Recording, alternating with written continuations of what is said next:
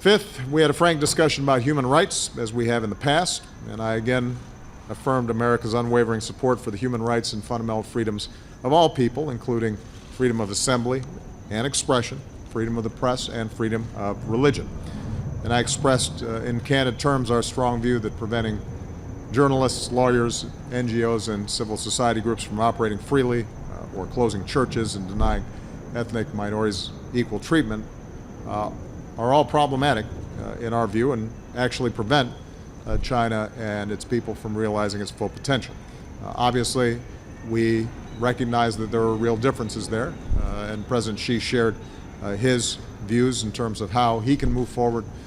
in a step-by-step way that preserves Chinese unity. So we expect that we're going to continue to consult in these areas.